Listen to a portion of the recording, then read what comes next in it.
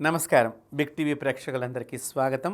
విశాఖపట్నం నుంచి శ్రీమతి లక్ష్మి గారు అడుగుతున్నారు, ఇంట్లో ఎవరు పూజ చేయాలి గురువుగారు, ఇంట్లో పూజ ఎవరు చేస్తే బాగుంటుంది అని చాలా మంచి ప్రశ్న వేశారు లక్ష్మి గారు. మీకు ముందుగా నమస్కారం. ఇంట్లో పూజని ఆ ఇంటి యజమాని ఎవరైతే ఉన్నారో, అంటే మగవాళ్ళు, ముఖ్యంగా మగవాళ్లే పూజ చేయమని శాస్త్రం ఘోషిస్తోంది. ఇంటి యజమాని అంటే తండ్రిగా ఎవరైతే ఉన్నారో ఇంట్లో, ఆ తండ్రి ఇంట్లో పూజ చెయ్యాలి. అయితే పూజా మందిరంలో ఆ ఇంటి ఇల్లాలు దీపారాధనకు కావలసిన సామగ్రి కానీ, పూజకు కావలసినటువంటి పువ్వులు, ప్రసాదము, పళ్ళు అలాంటివన్నీ ఏర్పాటు చేయవచ్చు. కానీ దీపారాధన కూడా చేయవలసింది ఆ ఇంటి యజమాని మాత్రమే.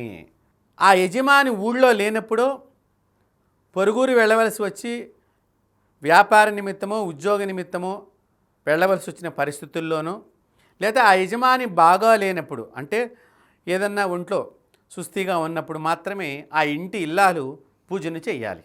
వారిద్దరూ లేనప్పుడు పిల్లలు పూజను చెయ్యాలి.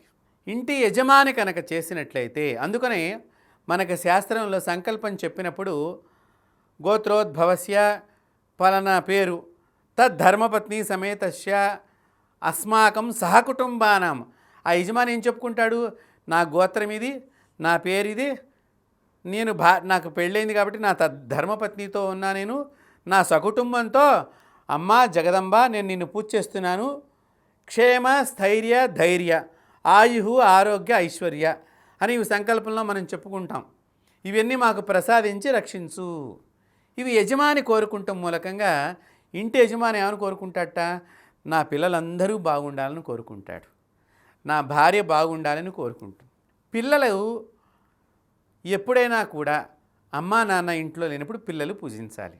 ఇంట్లో తొలిగా పూజ చేయవలసింది ఇంటి ఇల్లాలు మాత్రమే అనుకునేటువంటి విధానం తప్పు.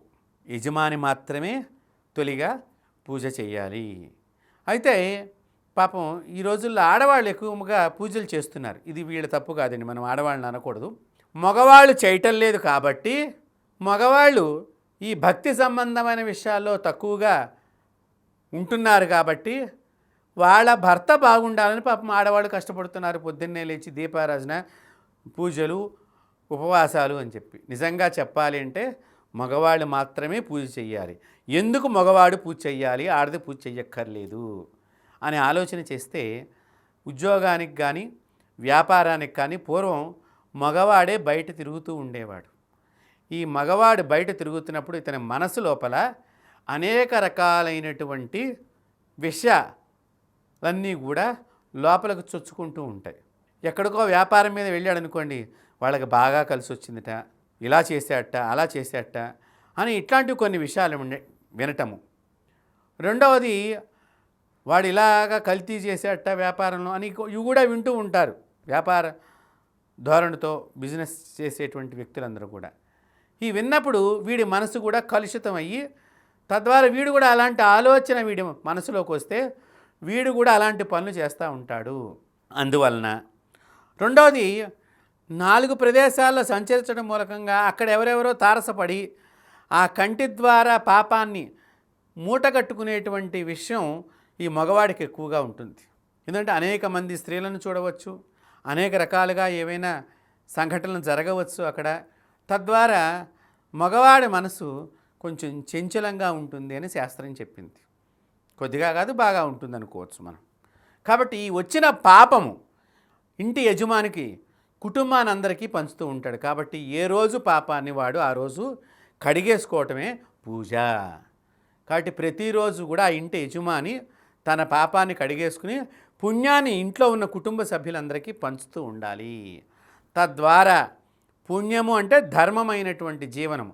ఈ ధర్మాన్ని పాటించడం మూలకంగా ఆ ఇల్లు, ఆ ఇంట్లో ఉండేటువంటి ఇల్లాలు, పిల్లలందరూ కూడా ధర్మవంతులై మంచి కీర్తిని గడిస్తారు అని వేదం చెప్తున్నది. కాబట్టి ఇంటి యజమాని అంటే ఆ ఇంటి మగవాళ్ళు ఎవరైతే ఉన్నారో వాళ్ళు చేయాలి. అయితే ఇక్కడ ఆ లక్ష్మి గారు విశాఖపట్నం నుంచి రాసిన దానిలో, ఏమండి మా మామగారు అత్తగారు కూడా ఉన్నారు, మరి అప్పుడు మా వారు పూజ చేయవచ్చా, మా మామగారు చెయ్యాలా పెద్దవాళ్ళు చెయ్యాలని అంటారు కదా అన్నప్పుడు మామగారు కనుక బాగా నడిచే విధానంలో అంటే ఆయనకు ఓపికగా శారీరకంగా వారు చేసుకోగలిగిన స్థితిలో ఉన్నట్లయితే కనుక మామగారు పూజ చేస్తే ఆయన కొడుకు చెయ్యక్కర్లేదు, వాళ్ళ మనవాళ్ళు కూడా చెయ్యక్కర్లేదు అంటే దాన్ని ఎగనామం పెట్టడం కాదండి అక్కడ. అంటే తాతగారు ఇంట్లో పూజ చేశారనుకోండి, మనందరం ప్రసాదం తినడానికి పెడతాం. తాతగారు వారి సంతానం అందరూ బాగుండాలనుకో అంటే ఏంటి, ఎక్కువ మంది బాగుండాలనేటువంటి సంకల్పం అక్కడికి వచ్చేసరికి.